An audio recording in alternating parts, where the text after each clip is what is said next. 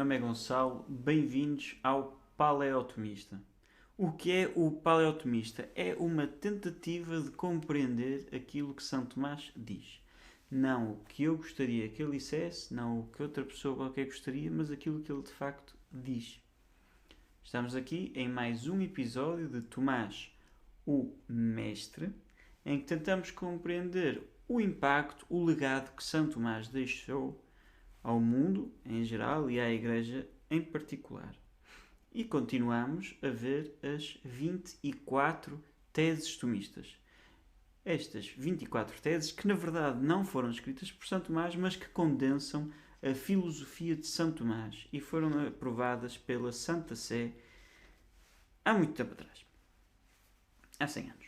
Então, esta terceira tese é, passo a ler,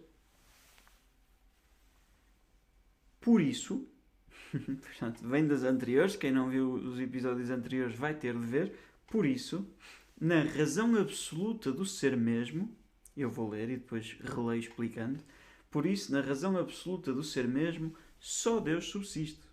Só Ele é inteiramente simples. Todas as outras coisas que participam do ser possuem uma natureza que restringe o ser e são constituídas de essência e existência, como princípios realmente distintos. Ok, então. Por isso o quê? Vinha da distinção de ato e potência, que vimos da última vez, e de como o ato é limitado pela potência. O ato é uma coisa em ato, de facto, atualmente, e a outra pode ser, é em potência. E vimos como o ato de si é perfeito, mas é limitado pela potência. Agora, por isso, por causa dessas distinções, por causa dessa delimitação, na razão absoluta do ser mesmo, ou seja, quando nós em filosofia escolástica dizemos na razão de, estamos a dizer na medida em que é tal. Ok? Portanto, na medida em que é ser mesmo, em que é o próprio ser, não é aquele ser ali ou aquele ser acolá, okay? Não é algo que recebe ser de, que vai aparecer depois, mas é o próprio ser, a própria existência. Estamos num grau de abstração ainda maior do que nos outros episódios. Na razão absoluta do ser mesmo, na medida em que é o próprio ser, a própria existência absoluta, portanto, absoluto quer dizer, a letra, etimologicamente, absoluto, desligado de, que é o oposto de relativo. Uma coisa ou é absoluta ou é relativa. Quando é absoluta, vale por si mesma, está desligado de tudo o resto. Quando é relativo, compreende-se em relação ao outro. Portanto, por exemplo, o meu ser compreende-se, não é um ser absoluto, é um ser relativo, compreende-se na sua relação com Deus, a fonte de todo o ser. Mas na razão absoluta do ser mesmo, portanto, do ser absoluto, desligado, que em si vale, na razão absoluta do ser mesmo, só Deus subsiste. Só há um ser assim. Por isso, começa, não é? Porquê? Porque da outra vez vimos que, porque o ato só é limitado pela potência, se uma coisa for ato puro, então só vai poder haver um. Vai ter de ser infinito e vai ser uno. Vimos isso da vez passada. E isto está a dizer, por isso, na razão absoluta do ser mesmo, só Deus subsiste. E continua, só Ele é inteiramente simples. O que é que isso quer dizer? Tal como temos a distinção de ato e potência, e há outra que havemos de ver, de matéria e forma, temos a de essência e existência. Mas Deus é inteiramente simples, portanto, nem esta distinção Ele tem. Em Deus não há diferença entre existir e a que existe e aquilo que existe. Já vamos ver. Todas as outras coisas, continua a tese, e agora, tal como dizia a razão absoluta do ser mesmo, o que é que se vai a Deus? É que isto se vai opor nas criaturas, todas as outras coisas, que participam no ser. Participar significa aceitar parte, tomar parte, receber parte. Participar.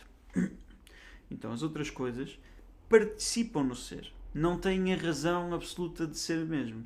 Não são o próprio ser. Não são o próprio ser, mas participam do ser. Uma imagem que se costuma usar é como, eu imagino, um fogão a lenha, no qual eu ponho uma panela, no qual ponho um ovo a cozer. E agora ligo o fogão, acendo o fogo que é quente, que é calor, vai aquecer a panela, e a panela vai se tornar quente, vai aquecer e vai aquecer a água vai aquecer e vai cozer o ovo. Mas o que é calor aqui? É o fogo, mas a panela toma parte do calor do fogo e depois a água toma parte do calor da panela e depois o ovo toma parte desse calor e coze. De tal maneira que se eu desligasse o fogo, a panela deixa de tomar parte e, portanto, vai acabar por esfriar, a água vai acabar por esfriar e o ovo vai acabar por esfriar. Esta imagem pretende elucidar o que é participar no ser. Nós tendemos a imaginar que Deus nos criou uma vez, já está, estou criado, estou desligado, sou absoluto agora, independente, autónomo, nada disso. Deus cria, não criou lá atrás. Isto muitas vezes em círculos inacianos costuma-se fazer esta referência, porque Santo Inácio de Loyola diz no princípio e fundamento dos exercícios espirituais que Deus, o homem é criado e não foi criado, e costuma-se fazer essa leitura, que o que Santo Inácio está a dizer é que o homem continua a ser criado agora, e é verdade, e Santo Inácio era um bom tomista, então isto é filosofia tomista, isto é teologia tomista. A ação de criar não é uma ação que Deus fez e deixou de fazer, mas é uma ação contínua. Neste momento, Deus continua a criar-nos. Então, na razão absoluta de ser mesmo, da própria existência, só Deus subsiste. Só Ele é inteiramente simples, não é composto de essência e existência. Todas as outras coisas que participam do ser possuem uma natureza que restringe o ser e são constituídas de essência e de existência. Portanto, uma coisa é que eu sou. Okay? Eu existo. Que eu exista é uma coisa. Okay? O facto de que eu sou. E está intimamente associado ao ato de ser. Né? Porque o verbo ser, nós usamos o verbo ser tanto para dizer um ser vivo, uma coisa que é um ente, como usamos para dizer um verbo. Então, eu sou significa que eu estou a exercitar uma atividade, ser. E eu exercito-a, a minha unha exercita, este microfone exercita, este armário exercita, esta imagem de São Tomás e de Beato Gonçalo de Amarante exercitam-na. Todas as coisas exercitam a atividade de ser. Então temos o facto que são, está intimamente ligado, segue-se desta atividade, este ato de ser, e depois a essência. Se quisermos dizer o ato de ser e o modo de ser. Eu sou, o microfone é, ambos exercemos este ato de ser, mas exercemos de maneiras muito diferentes. Não me venham cá dizer que um microfone é um conjunto de átomos e eu sou um conjunto de átomos, porque eu sou um conjunto de átomos que pensa, que deseja, que ama e que é capaz de apreciar um pôr do sol. Portanto, o meu modo de ser é superior ao modo de ser do microfone. O modo de ser de um anjo é superior ao meu modo de ser. Mas são coisas diversas. Eu sou perfeitamente capaz de perceber a essência de uma coisa e não saber se ela existe. Que é, portanto, por exemplo, vamos imaginar que eu estou a aprender o nome dos animais, sou uma criancinha e alguém me explica o que é um unicórnio e eu não fico a saber se ele existe ou não. A seguir explicam um rinoceronte que pronto, e eu também fico sem saber se existe ou não. São igualmente plausíveis, não é? Portanto, o facto de eu saber a essência de uma coisa, aquilo que ela é, não me diz nada sobre se ela é ou não. Portanto, isso são coisas claramente diferentes, é o que se está aqui a dizer. E, portanto, todas as coisas que não são Deus participam do ser mesmo. Portanto, Deus é o quê? Qual é a essência de Deus? Eu sou. Eu sou aquele que sou, diz Deus no livro do Êxodo a Moisés. E, portanto, a essência de Deus, a definição de Deus é que Ele é que Ele exerce este ato de ser, que irradia e que dá ser a todas as coisas. Mas Ele é este ser. imutável, vimos de outra vez, infinito, necessário. Deus é um ato de ser irrestrito, sem restrição. Eu, microfone, quem me está a ouvir, todos nós, somos criaturas, portanto, somos seres finitos, contingentes, etc., mutáveis. Somos limitados, a nossa natureza restringe o nosso ato de ser. A nossa natureza restringe o nosso ato de ser. Eu exercito um ato, mas não o exercito em geral, exercito de determinado modo. Okay? Portanto, porque eu sou um homem, tenho esta natureza, esta essência, eu não voo. Um pássaro, porque é um pássaro, já voa. Mas a sua natureza restringe o ato de ser. Ele é de tal modo que também não consegue escrever um poema ou ler Camões. Portanto, eu exercito um ato de ser de determinado modo, a minha natureza, que é muito comum à natureza do ouvinte, quem me está a ouvir, mas também é diferente. Portanto, temos a mesma natureza específica, a mesma natureza da espécie, mas naturezas individuais do indivíduo diferentes. Eu exercito o meu ato de ser de um determinado modo, o meu modo de ser. E essas coisas, dizemos a existência e a essência. A essência, o que é, a existência, que é.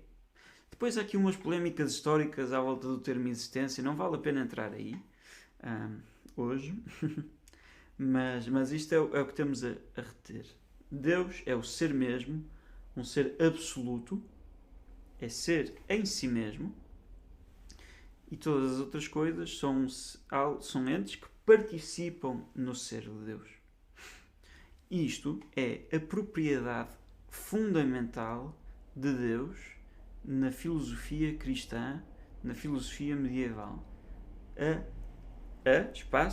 A seidade, aceitas, que Deus é a partir de si mesmo, a partir de si, aceitas. Okay? Que Deus, ou seja, que Deus é o ser absoluto, é um ser desligado de tudo o resto, independente de tudo o resto e do qual tudo o resto vem. Mas ele é completamente outro, completamente transcendente. Não é eu tenho o átomo, a molécula, a bactéria, a formiga, o gato, o cão, o elefante, o homem, o anjo e Deus, e temos aqui um contínuo de coisas que se poderiam relacionar umas com as outras e dizer maior ou menor. Não, Deus é completamente outro, está fora da escala. Desde o átomo até o anjo, todos nós recebemos parte deste ser de Deus. Ok? Pronto.